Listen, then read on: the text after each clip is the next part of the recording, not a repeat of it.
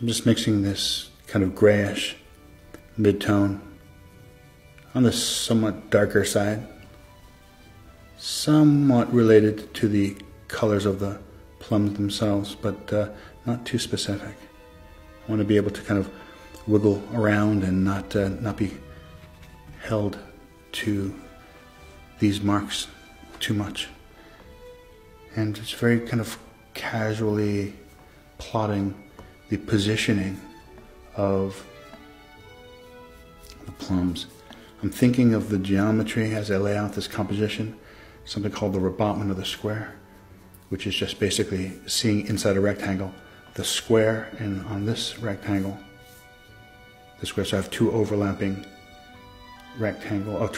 squares within the rectangle, and I can kind of hang the components of the composition on those.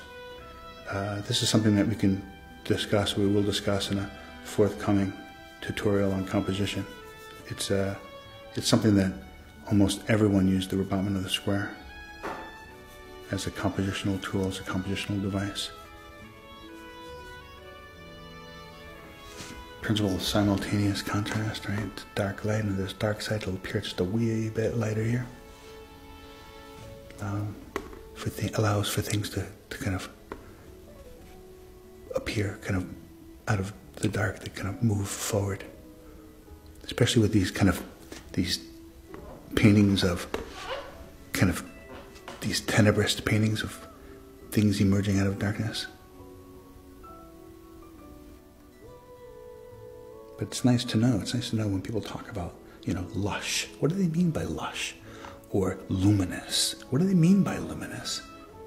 It's our job to figure that out. It's our job to kind of, they can say whatever they want, the general public, but as painters, it's our job to see, what it is that's creating that. Because man, I want my paintings to be lush. I want my paintings to be luminous. I want that jewel-like surface. I want the colors to scintillate. I want all that stuff. So it's my job to see, what is it that's creating that.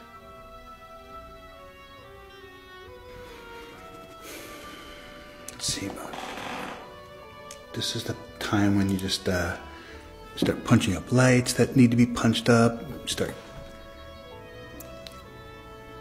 quieting down rough edges that need to be quieted down. That sort of thing. Just bring this thing now to a finish.